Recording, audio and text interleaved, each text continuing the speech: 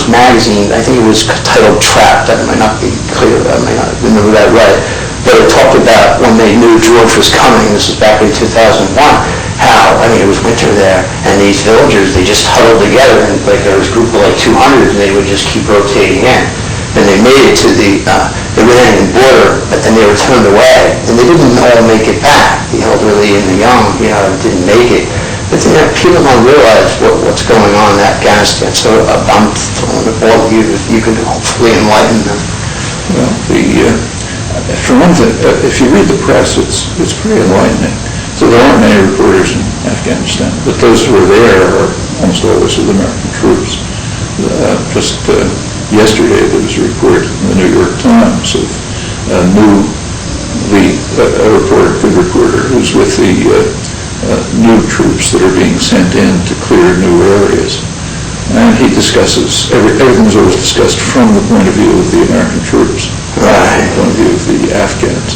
That contrasts quite radically with the way reporting was carried out in the 1980s. People didn't report from the point of view of the Russian troops. I mean, they did in Pravda, but not here. They reported from the point of view of the Afghans. But now when we're in there, we're like Pravda, we do it. Some in our audience might not know that the Russians invaded Afghanistan. Just that's I'm not trying to criticize, just trying to cover all bases here. And that's when we started with them and helped build up Bin Laden and all that.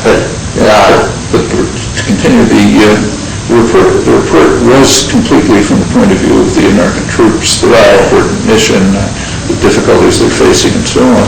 But it's sort of mentioned in passing that one of the difficulties they're facing is that the villagers don't want them. Right. Okay, they say, well, it's a real problem because at best they'll tolerate us, but most of them are hostile. The children throw stones and the people are angry and so on. Right. It's true, people don't like to be invaded. But that's not considered an impediment. Another reporter, a very good one, Pamela Constable in the Washington Post, mentioned also kind of that the American troops coming in that Obama is sending are going to face two enemies. One is the Taliban. The other is the hostility of the civilian population. Right. But that doesn't mean we stop. That means we increase the force. Now, there happens to be a substantial Afghan peace movement. We don't have exact statistics, but could well be a majority. What they want is get the foreigners out. They can be here for aid and reconstruction, but put down the guns. Let us, Afghans, work something out with each other, and each other includes the Taliban, who, like them or not, are Afghans. Now, that's an alternative, and this could be combined with what almost every serious regional expert suggests, namely a regional diplomatic settlement. Now, that includes primarily Iran. Iran is, first of all, very opposed to the Taliban and was very helpful when the U.S. invaded and expelling them. But it also has intimate relations with Afghanistan, going way back, commercial, cultural, and so on.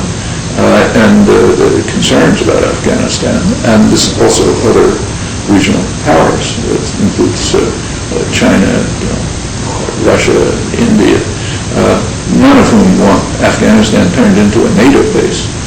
Well, the diplomatic effort combined with permitting Afghans, in fact encouraging them to negotiate with each other and reducing the violence, increasing aid and reconstruction, and if we were honest, we'd call it reparations. Right, but we're not going to be that honest. That's a completely different path that could be taken in Pakistan too, and a much more promising one. Let me throw something else at you. I know we're out of time, but I really want to throw this out. And that's that, you wrote an article about a year after the attacks on 9/11/01, and it was entitled "Drain the Swamp and There Will Be No More Mosquitoes." Now, if we had peace in the Middle East, which we already discussed in the last interview, that most of the world favors, including these so-called terrorists, terrorist groups, but it's terrorism on both sides. But Hamas has agreed to whatever the Palestinians would accept. Iran also, and the rest of the world, and that when they vote on this in the And the UN General Assembly, it's a blowout, except it's not. You said it's like, what, 151 to 3 or something like that with these resolutions, and that then we would do away with Bin Laden's anger at us. Bin Laden himself, I don't know what would happen, but we would, the point of these, incidentally, this remark about draining the swamps, is not, I quoted it, it's not original. That's okay.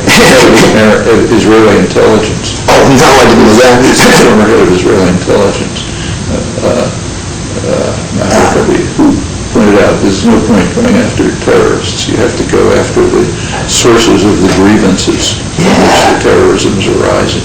That's the only sensible approach, which it is, in fact. And